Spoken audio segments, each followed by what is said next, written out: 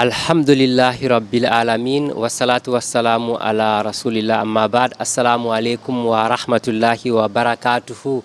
La communauté musulmane du Cameroun fait face au problème de transition générationnelle. Malgré son potentiel, cette communauté a du mal à se développer comme il se doit. Pour pallier à ce manquement, la LICAM, entendez la Ligue des cadres musulmans du Cameroun, a organisé le séminaire portant sur la gestion de la relève, un événement qui s'est tenu le 10 février 2025 à Douala.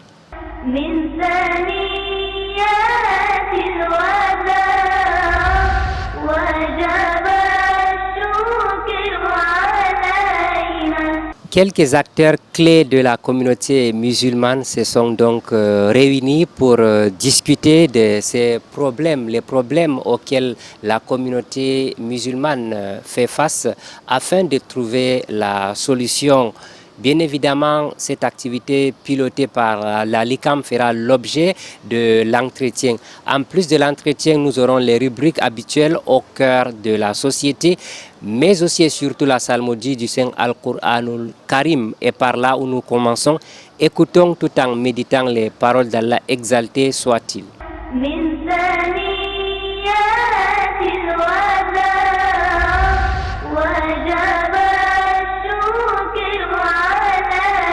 أعوذ بالله من الشيطان الرجيم فلما تراءى الجمعان قال أصحاب موسى إنا لمدركون قال كلا إن معي ربي سيهدين فأوحينا إلى موسى أن اضرب بعصاك البحر فانفلق فكان كل فرق كالطود العظيم وأزلفنا ثم الآخرين وأنجينا موسى ومن معه أجمعين من ثنيات الوداع وجب الشكر علينا. Alhamdulillah, summa alhamdulillah, un plateau qui est riche parce que nous recevons plusieurs invités, notamment 3, pour échanger de la gestion de la relève au sein de la communauté musulmane. Objet du séminaire organisé par la Ligue des cadres musulmans du Cameroun le 10 février 2025, ici même à Douala. Nous sommes en compagnie du professeur Bachir Bouba. Il est enseignant d'université, directeur adjoint de l'ENS de Maroua. Professeur, assalamu alaikum wa rahmatullahi wa barakatuh. Wa alaikum assalam wa rahmatullahi wa barakatuh. Je suis honoré de répondre à votre invitation et merci de m'avoir invité pour partager quelques réflexions autour de la question de la relève au sein de la communauté musulmane. À côté du professeur, nous avons M. Hassan Belibi Noah, coordonnateur national de la Ligue des cadres musulmans du Cameroun. Il est directeur général de Africa Islamic Finance Consulting. Assalamu alaikum wa rahmatullahi wa barakatuh, Cordo, monsieur le directeur général. Wa alaikum assalam wa rahmatullahi wa barakatuh. Le troisième et le dernier invité de cette émission, il s'agit de Yende Salifou. Yende Salifou est le coordonnateur régional de la Ligue des cadres musulmans du Cameroun. Il est aussi copromoteur de la société Skype Logistique. Monsieur Yende Salifou, assalamu alaikum wa rahmatullahi wa barakatuh. Wa alaikum assalam wa rahmatullahi wa barakatuh, frère Jida. Je suis honoré de participer à cette émission et on vous remercie pour cette invitation. Monsieur le coordonnateur national de la LICAM, nous commençons par vous. Qu'est-ce qui justifie cette initiative que la LICAM organise ici même à Douala? Effectivement, l'organisation de ce séminaire cadre avec la vision de la LICAM, qui est celle de regrouper les cadres musulmans autour des problématiques de développement économique et social. Et vous comprenez bien que, en tant qu'association islamique, nous nous sommes donné le devoir et l'obligation de contribuer donc dans des réflexions de fond qui marquent la vie de la communauté musulmane du Cameroun. Et donc c'est dans ce contexte-là que les questions générationnelles se posant, la question de relève étant des questions extrêmement actuelles. Vous savez qu'on parle de la relève lorsqu'on pose des questions de développement. Donc nous pensons l'avenir de la communauté musulmane et les réflexions ont porté justement sur comment est-ce qu'on pense de façon beaucoup plus méthodique, beaucoup plus technique les questions de relève. Et c'est pour ça que nous avons invité des éminents chercheurs et enseignants pour apporter la quintessence de ce qui peut être pratique dans le cadre de la relève dans la communauté musulmane. Et justement, parmi les invités à cette rencontre, nous l'avions dit, le professeur Bachir Bouba, qui est enseignant d'université. Professeur, pensez-vous que cette rencontre peut résoudre le problème que rencontre la communauté musulmane, comme on l'a dit, sur la gestion de la relève? Je pense que le séminaire qui est organisé aujourd'hui dans le cadre de la relève au sein de la communauté musulmane est une occasion idoine et qui a regroupé beaucoup d'associations islamiques et beaucoup d'érudits, notamment d'imams et de leaders de structures musulmanes, pour pouvoir réfléchir sur les difficultés, les obstacles par rapport à la succession, à la relève au sein des structures musulmanes. Et ceux qui sont là, ceux qui ont pris part à cette assise sont des personnes indiquées, et des personnes qu'il faut, parce que vous avez là des leaders d'associations tels que la LICAM elle-même, tels que le COSAIC, le Conseil supérieur islamique du Cameroun, tels que l'ASIC, l'Association culturelle islamique, tels que la SOVIC, et beaucoup d'autres structures que je ne vais pas exhaustivement citer, parce que ce sont ces structures qui, pour l'instant, sont dans le terrain de la dawa, dans le terrain des actions musulmanes au Cameroun. Et je pense que ce sont des associations qui ont de la compétence et surtout que dans les travaux en atelier, il y a effectivement des actions ou des réflexions qui seront menées dans le cadre de rendre opératoire un ensemble de recommandations pour pouvoir répercuter cela au sein des structures respectives afin que nous puissions relever le défi que la relève se fasse dans des conditions normales. Monsieur Ndé Salifou, vous êtes le coordonnateur régional de la LICAM et c'est la LICAM nationale qui organise. Pourquoi est-ce que Douala a été choisi, le littoral a été choisi pour abriter ce séminaire ô combien important pour la communauté musulmane? Je pense que comme la LICAM est une organisation assez ouverte, c'est simplement le bon vouloir du Bureau national qui a permis à ce que nous organisions ce séminaire ici à Douala. On va dire, effectivement, l'idée était venue de Douala suite à une conférence organisée à la mosquée Omar El-Farouk sur ce thème. Et comme ça avait suscité beaucoup d'interrogations, nous nous sommes rapprochés donc du Bureau national pour se demander si on pouvait faire un séminaire et que de ce séminaire qu'on sorte un document qui pourrait nous aider nous-mêmes ou bien les générations futures. Donc le Bureau national avait donc donné son accord et c'est pour cela que vous voyez que le Bureau national a accepté et est venu nous soutenir par rapport à cette organisation au niveau de Douala. Jazakallahu khairan, merci pour cet éclaircissement. Monsieur le coordonnateur national Hassan Belibi, est-ce que toutes les associations sont conviées? Nous savons au Cameroun, il y a plusieurs associations islamiques. Est-ce que celles qui sont conviées suffisent pour déjà résoudre tous les problèmes que nous avons? Je suis un peu embarrassé par rapport à la question, mais il faut dire que, comme le professeur Bachir Bouba l'a dit, les associations qui ont été conviées sont les plus représentatives, en tout cas sur le terrain, et dont on voit les actions. Ça ne veut pas dire que nous avons couvert toutes les associations. Non, et nous en excusons d'ailleurs, parce que nous ne pouvons pas inviter tout le monde. L'organisation d'une activité n'est pas très aisée. Donc c'est une volonté de contribuer à la réflexion commune. Et nous sommes ouverts, c'est-à-dire que nous ne pouvons pas prétendre détenir la science infuse, ou alors que ceux qui sont là vont nous donner la science infuse. Non. Nous pensons que les autres associations ont leur rôle, ils ont leur rôle à jouer, mais il est modestement question de notre contribution. Et nous souhaitons simplement faire de cet effort, les efforts de la communauté, pour que les travaux et les résolutions puissent être, puissent parvenir à la communauté de façon beaucoup plus large que la LICAM, et qu'ensemble, nous puissions travailler pour la mise en pratique, ou bien pour la recherche de la mise en pratique des solutions qui ont été relevées par les experts. Donc, c'est tout un honneur pour nous d'avoir pris cette initiative, mais nous pensons que les autres associations aussi ont leur rôle à jouer et leur contribution pour d'éventuelles organisations pourrait être bénéfique pour tout le monde. Professeur Bachir, vous étiez l'un des intervenants à cette rencontre. Sur quoi était axé votre message? Parce qu'on sait que le bagage n'était pas le même quand on voit les différentes associations qui sont appelées à discuter sur la gestion de la relève au sein de la communauté musulmane. Il m'a été demandé de faire une communication, un exposé sur la gestion des barrières dans le cadre de la succession au sein de la communauté musulmane, notamment au sein des organisations musulmanes.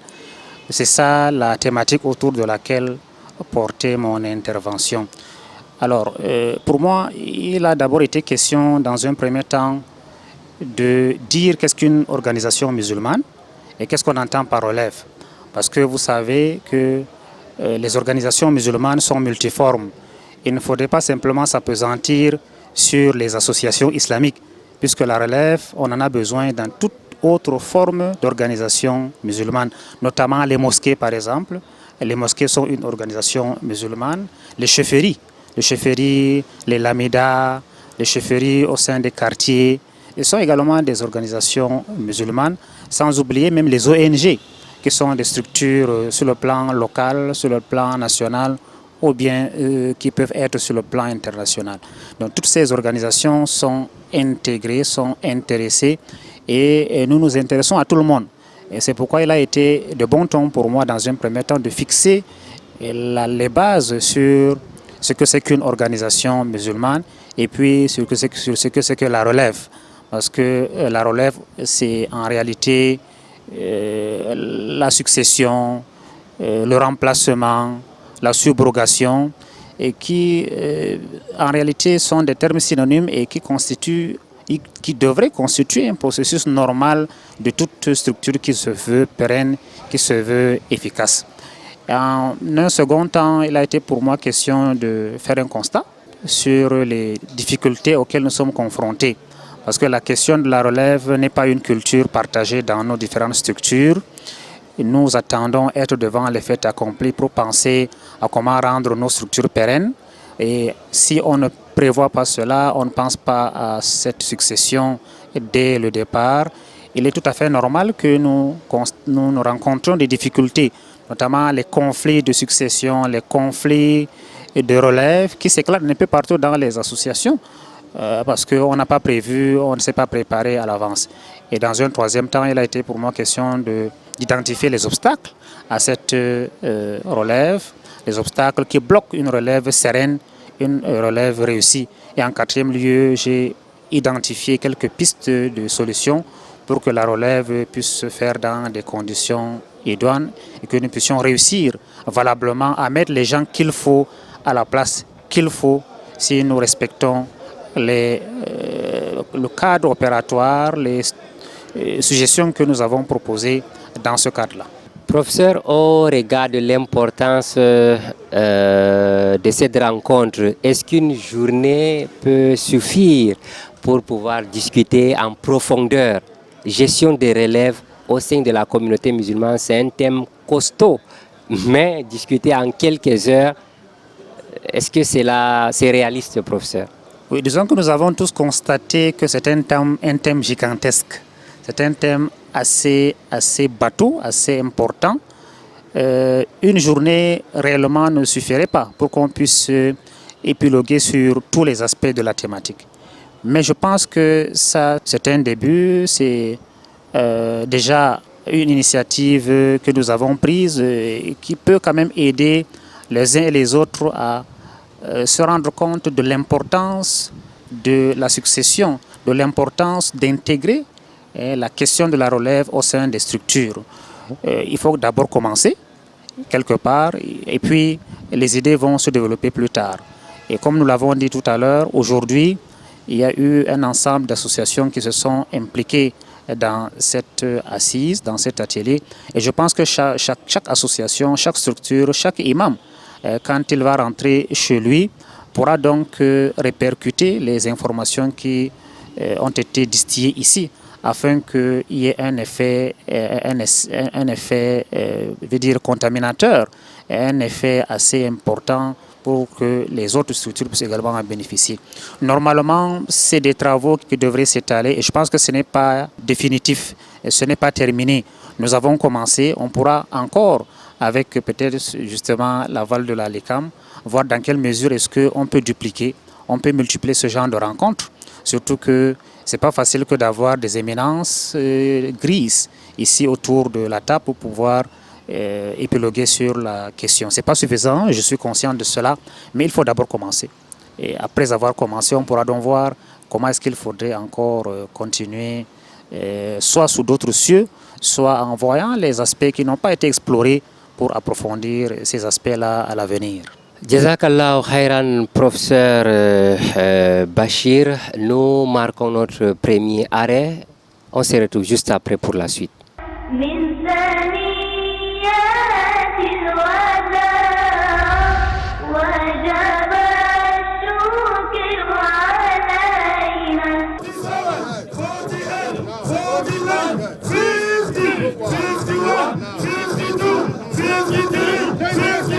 « 101 501 582 francs CFA, c'est la somme collectée le samedi 8 février 2025 à Yaoundé. Ces jours, l'esplanade de la grande mosquée de la Cité Verte était bondée d'immondes.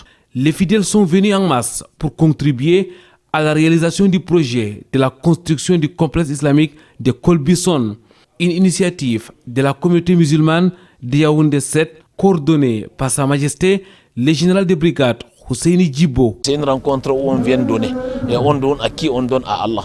Ceux qui ont compris sont venus et vous avez vu la mobilisation. Nous remercions Allah Tabaraka wa Ta'ala de nous avoir permis d'abord de nous réunir et d'avoir permis aux gens de contribuer comme vous le voyez. Seulement par féliciter le général pour avoir eu l'idée lumineuse de demander la contribution des uns et des autres pour la construction de cet édifice, qui est une base commune, un dénominateur commun pour tous les musulmans. En vérité, je n'en suis pas surpris parce que toute son existence, quand bien même il est militaire au service de la nation, tout ce qu'il fait est toujours empreint de la rigueur religieuse, de l'éternité dans le Créateur, et puis inviter les uns et les autres à se tourner vers l'essentiel, vers l'éternel. Un événement spectaculaire qui a drainé des structures morales et des individus. Ils sont quittés de Bamenda, de Bafoussam, de Douala et d'ailleurs, manifestant ainsi leur attachement à cette initiative. C'est un joie pour nous de participer dans les œuvres d'Allah subhanahu wa ta'ala, de faire la da'wah et d'apporter notre pierre à la construction de l'islam dans ce pays. Alhamdulillah, nous sommes très contents de ce qu'on voit ici.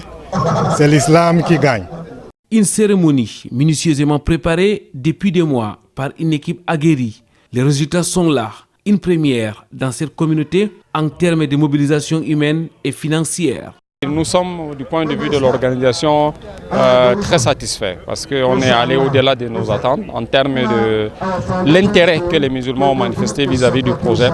Cette opération s'inscrit dans l'effort collectif à l'effet de promouvoir cette religion. Des imams, des prédicateurs et autres se réjouissent de cette œuvre conforme aux recommandations de l'islam.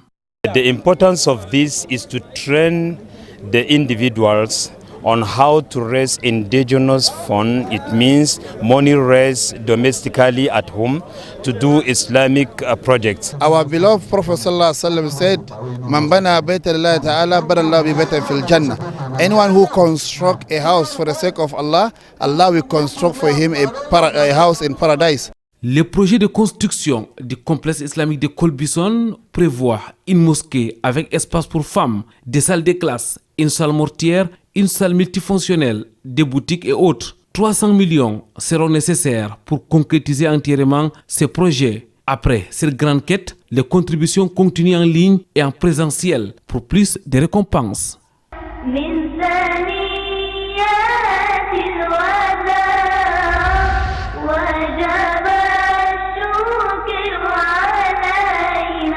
Nous remercions Allah exalté soit-il qui nous permet de nous retrouver ici pour parler aujourd'hui de la gestion de la relève au sein de la communauté musulmane. C'est parce que la LICAM a jugé bon d'échanger autour de cette actualité qui concerne la communauté musulmane et une mobilisation a été faite le 10 février 2025. Nous sommes en compagnie du coordonnateur national de la LICAM, le coordonnateur régional de la LICAM qui est la Ligue des cadres musulmans du Cameroun, mais aussi et surtout d'un enseignant d'université, en l'occurrence le professeur Bachir, le directeur adjoint de l'école normale supérieure de Maroua. Monsieur Yende Salifou, nous sommes avec vous. Douala a accueilli cette rencontre. Concrètement, comment est-ce que vous êtes organisé?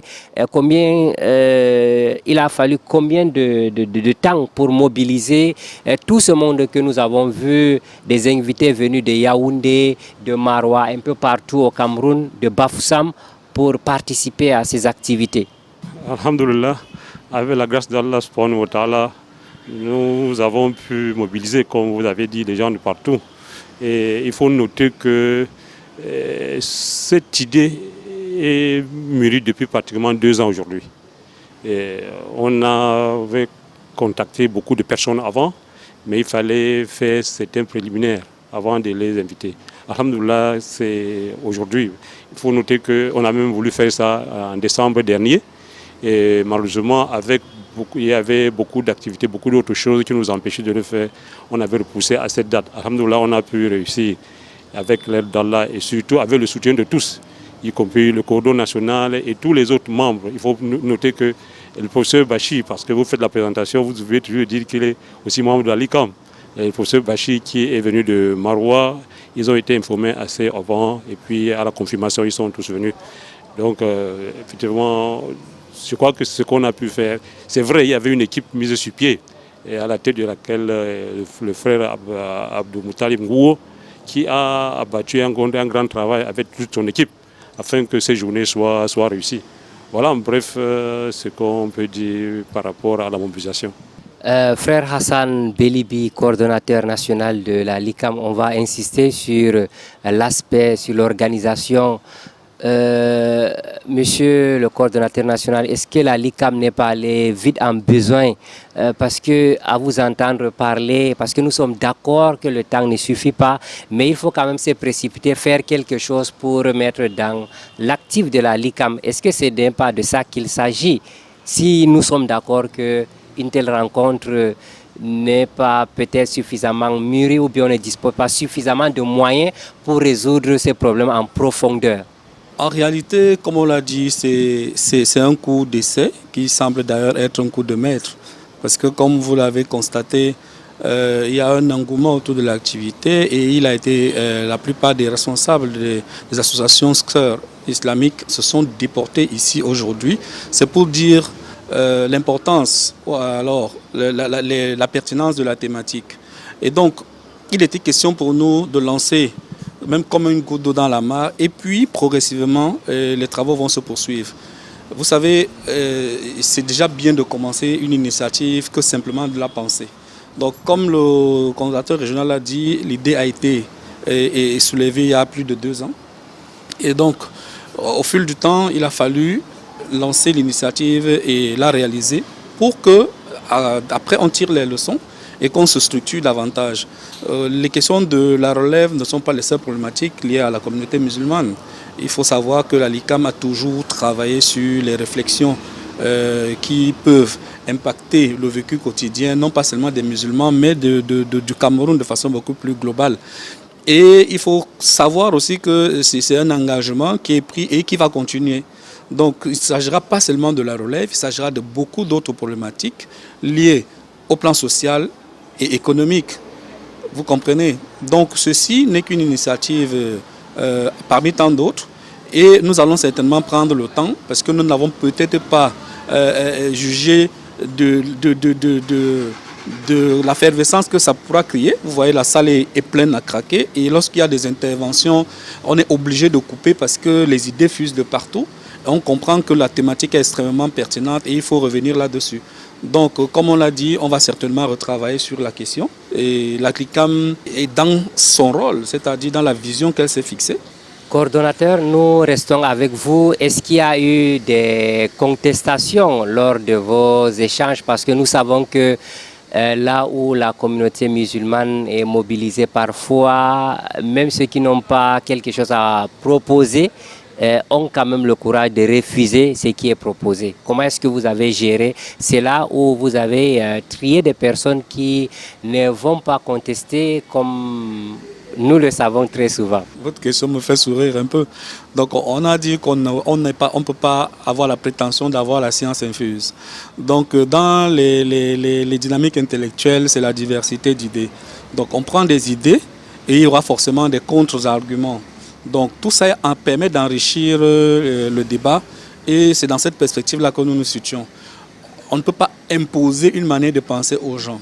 On laisse les gens donner des idées et à l'intérieur des idées, nous allons trier les plus pertinentes et que nous allons considérer comme des résolutions parce que nous allons penser que c'est elles qui vont permettre de faire avancer la problématique ou la communauté. Donc l'islam, c'est la paix. Et nous sommes dans un contexte islamique, donc nous sommes en train de promouvoir les idées et la différence. Donc il n'est pas question de stigmatiser quelqu'un parce qu'il n'est pas du même point de vue que nous, non. Il est question tout simplement de collecter les informations et les idées et à l'intérieur de ces idées, et ça va se faire en collégialité puisque c'est des travaux en atelier, donc on ne va pas imposer une idée, donc les idées vont ressortir et ce n'est que les idées qui seront retenues qui seront enregistrés dans le cadre de ces travaux. Et donc, c'est un peu cela. Il n'est pas question de stigmatiser une personne ou un groupe. Barakallahu Fik, je pense que c'est clair, Cordo. Monsieur Yende Salifou, nous savons que il y a des frères qui n'ont pas pu participer.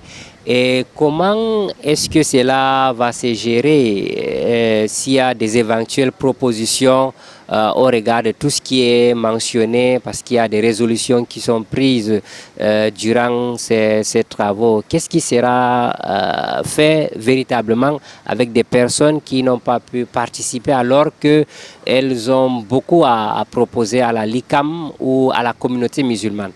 Merci frère Ousmane Jida pour cette question. Le coordinateur national a dit tout à l'heure que nous ne prétendons pas avoir la science infuse. Pour dire que c'est les jalons, on veut commencer quelque chose qu'on pourra motiver après. Vous savez, on nous apprenait en histoire, je me rappelle en troisième, que les scientifiques se sont basés sur les découvertes de leurs prédécesseurs. Ça veut dire que quelqu'un fait un travail aujourd'hui et il s'arrête à un certain niveau avec ses manquements. D'autres viennent prendre. La différence aujourd'hui, c'est qu'on veut sortir un document qui est un support qui peut permettre aux gens de savoir que tel jour, les gens s'étaient réunis au niveau de Douala, organisé par la LICAM, avec d'autres associations pour faire tel travail. Et s'il y a des manquements, on pourrait les modifier après. Donc toutes les propositions, comme le codeur a dit, même le professeur Bachir l'a dit, toutes les propositions seront les bienvenues au moment où on va vouloir relancer cette problématique. Parce qu'on ne peut pas se dire que si ce document sort aujourd'hui, on ne va plus jamais le modifier. Non, on n'a pas cette prétention-là. Ça sera modifié au fur et à mesure. Chaque fois, on peut le faire même sur plusieurs années. Et même nos enfants viendront peut-être les modifier après nous. Donc c'est ce qu'on veut faire. Toutes les autres propositions seront toujours les bienvenues le moment venu, Inch'Allah.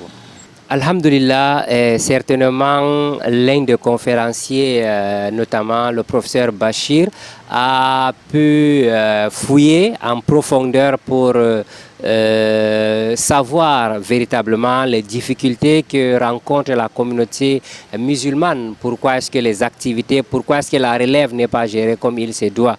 Si on posait la question, celle de savoir qu'est-ce qui fait problème au sein de la communauté musulmane parlant de la gestion de la relève. Qu'est-ce qui fait problème, professeur?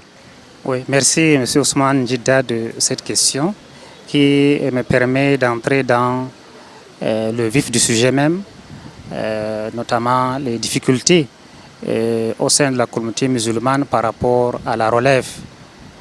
Il faut dire que les problèmes sont nombreux, les difficultés sont assez diverses. Je vais citer à la volée quelques-unes de ces difficultés, et d'ailleurs qui ont été même principalement les causes de la présente assise. Il y a par exemple des difficultés sur le plan de la connexion entre les anciennes ou l'ancienne génération et la jeune génération, ce qu'on peut qualifier de conflit intergénérationnel. Et les anciens sont critiqués par les jeunes, on pense qu'ils sont immobiles, on pense qu'ils doivent laisser la place aux jeunes pour pouvoir travailler parce qu'ils ont fait leur temps et ils ne peuvent pas apporter encore davantage. Les jeunes, quant à eux, les vieux ou les anciens, quant à eux, pensent que les jeunes qui veulent les bousculer sans transition, qui veulent prendre leur place, ne sont pas suffisamment matures, ne sont pas pétris d'expérience, n'ont pas une bonne vision des choses pour pouvoir occuper les places des anciens. Ce qui fait qu'il y a cette difficulté de compréhension. Ce conflit se perçoit même au niveau des idées, au niveau, j'allais dire, de l'idéologie même, aussi bien des anciennes générations que des jeunes générations. Et donc ça, c'est un problème réel, que ce soit au niveau des mosquées, que ce soit au niveau des associations, que ce soit au niveau des structures musulmanes de toute nature, on perçoit ce conflit intergénérationnel. Et je peux également relever, en termes de difficultés, la personnalisation des structures. Parfois, on est à son poste, on est leader ou on occupe un poste quelconque, on ne veut pas libérer le plancher. On personnalise, on se dit que c'est ma position, c'est ma fonction, c'est mon affaire. Un imam peut dire par exemple que sa mosquée, il ne peut pas du tout prétendre ou espérer ou penser qu'il pourra être remplacé par X ou par Y. Il a comme une sorte de titre foncier qui s'est donné au sein de la mosquée ou au sein de son organisation. Il ne veut pas quitter. Et du coup, il y a une barrière étanche qui s'érige entre lui et les autres. Et là, c'est quand il va disparaître, soit par un départ volontaire ou par la mort, que la communauté sera mise devant les faits accomplis. Ça, c'est un problème important. On peut également citer même le tribalisme, surtout dans certaines associations. On veut conserver le leadership au sein d'un même groupe ethnique, au sein d'un même groupe peut-être local ou régional. Et ça fait problème parce que l'islam est universel. L'islam n'a pas de couleur, l'islam n'a pas de tribu, l'islam n'a pas de race. Elle est faite pour tout le monde. Donc quand il y a une association musulmane, elle devrait pouvoir intégrer tout le monde, quelle que soit leur diversité ethnique, tribale, etc. Et ça, c'est un problème aussi, lorsqu'on constate qu'il y a cette prise en otage tribale d'une association, prise en otage peut-être clanique ou ethnique d'une association qui ferme ses portes et ne laisse aucune possibilité aux autres de pouvoir également se déployer. On peut également citer, pour ne pas être très long, par exemple, les problèmes même d'incompétence. Et d'incompétence peut-être qui peut être dû au fait qu'on voudrait plutôt passer la main à sa progéniture. On voudrait plutôt se faire remplacer par ses enfants, par exemple. Un imam peut souhaiter que ses enfants ou l'un de ses enfants le remplace, même si cet enfant n'est pas compétent. Parce que vous savez que les fonctions associatives, les fonctions d'imama, les fonctions peut-être du juge islamique sont quand même des fonctions qui exigent des compétences. Mais quand on est imam, on n'a pas les compétences requises parce qu'on a simplement hérité, entre guillemets, cette fonction de son père, ou on est un juge islamique, ou on est un lamido, parce qu'on a hérité de ça, on a hérité cela de ses parents, alors qu'on n'a pas les compétences. Ça bloque le fonctionnement de la société musulmane. Ça fait en sorte que, évidemment, il y a beaucoup de léthargie, on n'évolue pas, on marque les pas sur place. Donc il y a beaucoup de difficultés, beaucoup de problèmes, beaucoup d'obstacles. On ne saurait être exhaustif, mais je pense que c'est l'essentiel de ce qui a été dit au niveau de ma communication et ça cadre avec notre réalité dans la société musulmane. Barakallahu fik, professeur, merci pour cet éclairage, merci pour ces explications. Nous allons marquer notre deuxième et dernier arrêt de cette émission.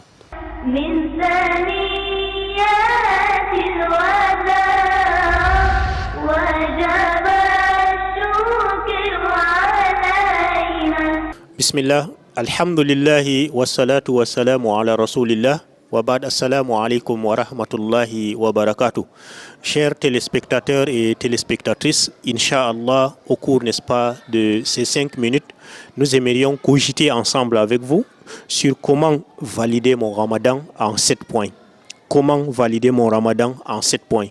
Et je m'inspire, n'est-ce pas, des lettres même qui constituent le ramadan. Nous avions le R, le A, le M, le A, le D, le A et le N. Donc, en quoi peut, par exemple, renvoyer chacun de ces termes afin que nous puissions, n'est-ce pas, mieux aborder le ramadan et le réussir surtout.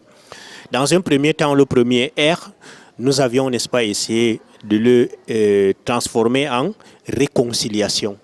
Réconciliation.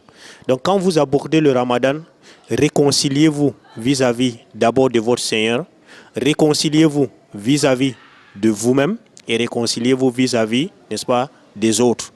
Vis-à-vis de votre Seigneur, vous réconcilier vis-à-vis du Seigneur, c'est éviter, n'est-ce pas, le shirk, c'est éviter, n'est-ce pas, la bid'a, donc les innovations. N'inventez pas les choses qui ne sont pas contenues, n'est-ce pas, dans la religion. Profitez de ce ramadan pour mieux aborder le tawhid, mieux comprendre le tawhid. Là, vous vous êtes réconcilié vis-à-vis de votre Seigneur. Et s'il y a des jours de ramadan que vous n'avez pas jeûné l'année dernière, profitez vous rembourser maintenant, avant qu'un nouveau ramadan n'arrive. Réconciliez-vous également vis-à-vis de vous-même, parce que chacun d'entre nous, il connaît ses secrets, il connaît ses manquements, il connaît ses péchés qu'il commet souvent, grands ou petits. Il essaie, n'est-ce pas, de se repentir pour les éviter, qu'Allah nous accorde cela également. En troisième position, la réconciliation vis-à-vis des autres. Si, dans votre famille, vous ne parlez pas avec votre frère, votre soeur, votre tante, votre maman, votre papa, il y en a qui vont jusqu'à ce niveau. Subhanallah, qu'Allah, n'est-ce pas, les guide. Allez vous réconcilier. Va dire au papa, je te demande pardon. Oh maman, je te demande pardon. Et tu le fais pourquoi? Pour Allah subhanahu wa ta'ala. Et vous aurez beaucoup de récompenses. Allah va venir votre ramadan. Le A du Ra, c'est l'adoration. Multiplier l'adoration en qualité et en quantité. Le M, c'est la maîtrise de soi. Chacun d'entre nous doit faire un effort pour maîtriser ses organes. Maîtriser, n'est-ce pas, vos regards. Maîtriser votre langue. Maîtriser, n'est-ce pas, vos autres organes pendant que vous jeûnez. Puisque le prophète sallallahu alayhi wa sallam, il a dit, tout celui qui n'abandonne pas, n'est-ce pas, le faux témoignage, man lam yada qawla zuri wal amala bihi wal jahala falaysa lillahi hajatan an yada ta'amahu wa sharabahu.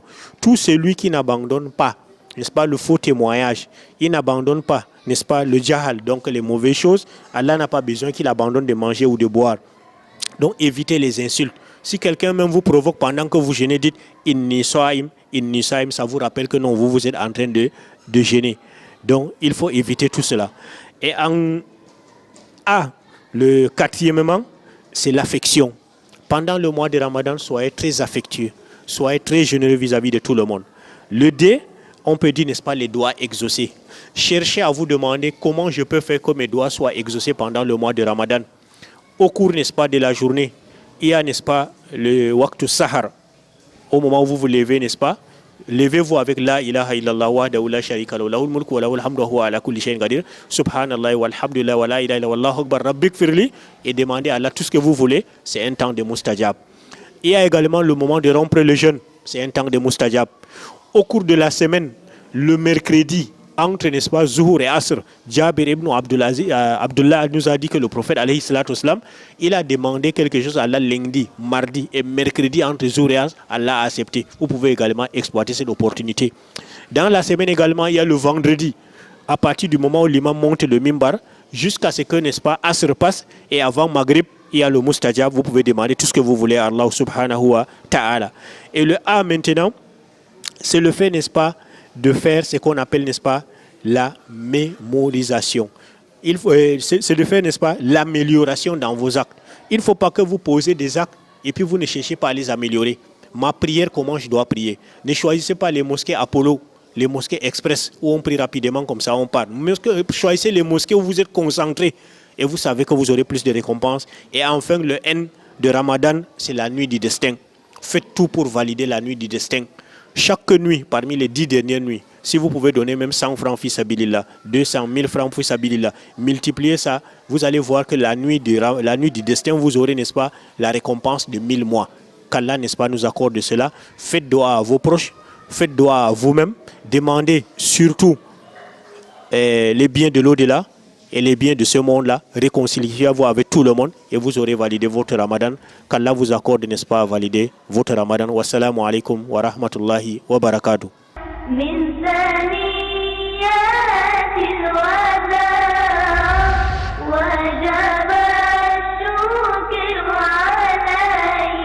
Alhamdulillah, de retour sur ce plateau de vitrine de l'islam. Nous sommes toujours en compagnie de nos trois invités. Nous parlons de la gestion de la relève au sein de la communauté musulmane. Et nous nous acheminons bien évidemment vers la fin de cette émission. Certainement, il y a beaucoup à dire et nous aurons les résolutions très prochainement parce que la LICAM et d'autres associations sont en train de travailler pour sortir la communauté musulmane de difficultés, de problèmes auxquels cette communauté fait face. Monsieur Yende Salifou, déjà on ne peut pas parler de toutes les résolutions, mais qu'est-ce qu'on peut noter? Quelle est la leçon qu'on peut tirer de cette rencontre que vous avez organisée, l'une des premières rencontres que vous avez organisées ici à Douala, parlant justement d'un sujet ou un séminaire aussi important pour toute la communauté, pas seulement la LICAM? La première chose qui m'a impressionné, c'est la présence de plusieurs autres associations, ainsi que les imams, des imams dans les mosquées, certaines mosquées de la ville de Douala, qui sont là depuis le matin et qui continuent à travailler par rapport à cette thématique. Parce que, je le dis, ils sont conscients que c'est un problème réel dans la société. Donc chacun voudrait alors apporter du sien, afin que ce problème de relève puisse être, Inch'Allah, résolu dans la communauté, même si ce n'est pas totalement résolu maintenant, qu'au fil du temps, que ce problème soit résolu. Voilà la première chose qui a attiré mon attention. Certainement, on ne peut pas encore parler des résolutions. Donc je suis convaincu d'ailleurs que de ces rencontres sortiront de très bonnes résolutions qui, on l'a dit, ne seront pas des résolutions figées, pourront peut-être être modifiées après, Inch'Allah. Monsieur Ndesalifou, nous restons avec vous pour cette fois demander votre mot de fin parce que nous sommes pratiquement à la fin de cette émission. Quel message en tant que coordonnateur régional de la LICAM qui a reçu ses premiers séminaires sur la gestion de la relève, quel est le message à l'endroit de tous les téléspectateurs sur Canal 2 International? Le premier message, c'est remercier Allah subhanahu wa ta'ala pour la réussite de cet événement. Le deuxième, c'est que je voudrais rassurer les téléspectateurs que la LICAM reste ouverte pour les différentes propositions. Je suis sûr que chacun, on va faire l'effort de diffuser les résolutions que la LICAM aura prises au cours de ce séminaire. Et le Coran le disait, on pourra faire d'autres efforts afin que d'autres propositions soient faites et que ça atteigne la LICAM pour nous permettre, Inch'Allah, que à la prochaine organisation, que ces résolutions soient prises en compte. Et que peut-être les associations qui n'ont pas été invitées cette fois-ci soient présentes. Professeur Bachir, pour vous, qu'est-ce qui a été marquant durant ce séminaire sur la gestion de la relève? Ce qui a été marquant dans le cadre de ce séminaire, c'est d'abord la motivation des participants. La motivation des participants à ce séminaire montre que c'est une thématique importante, une thématique fédératrice, une thématique qui intéresse toutes les associations et tous les leaders à tout point de vue au sein de la communauté musulmane.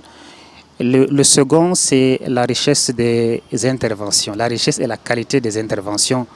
Je parle maintenant des participants parce que moi, je suis du côté des palénistes. Je vois comment est-ce que les interventions ont été riches et fructueuses et qui peuvent meubler justement les résolutions qui sortiront de cet atelier. Mais je devrais quand même, avec votre permission, émettre un souhait.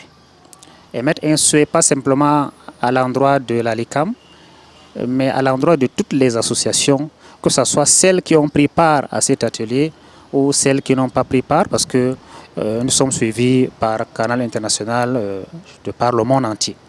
Je souhaiterais que la question de la relève soit intégrée comme étant un processus normal, que l'on parle de cela de façon formelle, que ça ne soit pas une question qui nous surprend. C'est lorsqu'il y a besoin de procéder à la relève que la question est mise sur la table. Que ce soit une culture, que ce soit une habitude, et que cela nous permette de préparer de façon rationnelle la relève au sein de toutes les structures organisationnelles musulmanes. Vraiment, c'est une invite et en même temps un souhait que je formule afin que nous puissions sortir des conflits, des mésententes et d'une mauvaise succession. Parce qu'il y a une mauvaise succession qui se fait lorsque justement on ne respecte pas les critères, on ne respecte pas la compétence qu'il faut, on ne respecte pas peut-être la technicité qu'il faut à des postes et à des fonctions précises.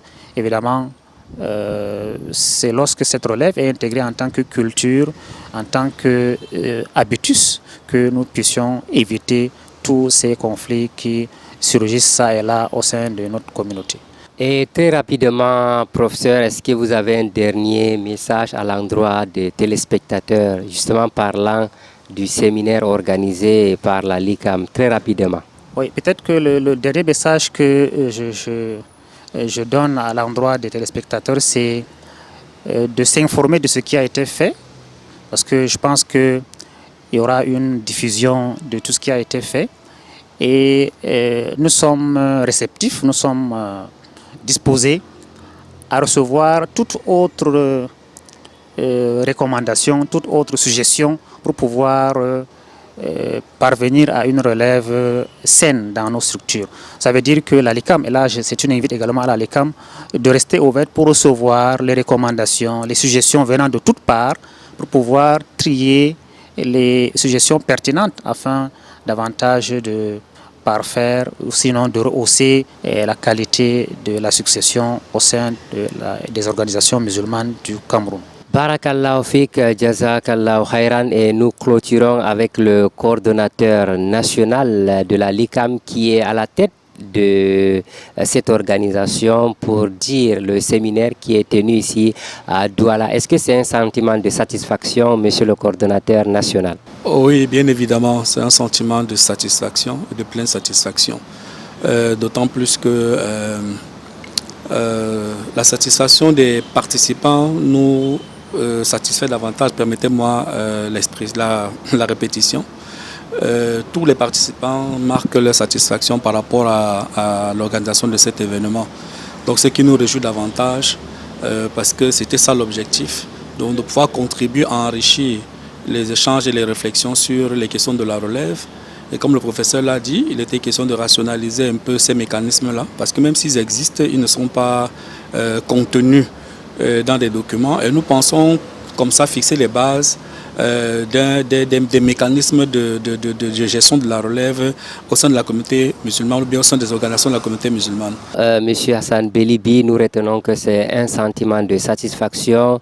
Dites-nous à présent votre dernier mot à l'endroit des téléspectateurs sur Canal 2 International qui vous écoutent. Merci beaucoup mon cher Ousmane Djidda pour l'opportunité. Disons que en tant que coordinateur national de l'ICAM, vraiment j'appelle tous les cadres musulmans. Et lorsqu'on entend par cadre musulman, c'est toute personne, homme ou femme, capable d'apporter sa contribution pour le développement social et économique de notre pays. Donc de ce point de vue, c'est un appel que nous lançons à l'ensemble de ces cadres-là. Nous savons qu'il y en a beaucoup, à venir intégrer la LICAM pour qu'ensemble nous essayons de faire avancer la communauté, non pas seulement musulmane, mais que la communauté musulmane apporte sa contribution à l'émergence du Cameroun, pourquoi pas, à l'amélioration des conditions de vie des populations camerounaises et au bien-être des Camerounais de façon beaucoup plus générale. Merci également à vous, Monsieur Hassan Belibi, coordonnateur national de la LICAM, en tant que la Ligue des cadres musulmans du Cameroun. Et c'est la fin de cette émission. Nous étions en compagnie de 3 invités de taille pour parler de la gestion de la relève au sein de la communauté musulmane. C'est parce que la LICAM a voulu bien organiser le 10 février 2025 un séminaire sur la gestion de la relève. Nous étions avec Hassan Belibi, le coordonnateur national de la Ligue des cadres musulmans du Cameroun. Nous avons également comme invité professeur Bachir Bouba, qui est enseignant d'université. Il est aussi directeur adjoint à l'école normale supérieure de Maroua. Professeur Bachir vient donc de l'extrême nord pour participer à cette rencontre. Et enfin, Yende Salifou, qui est le coordonnateur régional de la Ligue des cadres musulmans du Cameroun. Merci également à Calvin Tekam qui nous a assisté du côté technique pour la réalisation de cette émission. Mohamed Koiranga était à la réalisation. Merci. À très prochainement sur Canal 2 International. Sur ce, subhanakallahumma wa bihamdik ashhadu an la ilaha illa anta astaghfiruka wa atubu ilaik. Assalamu alaikum wa rahmatullahi wa barakatuhu.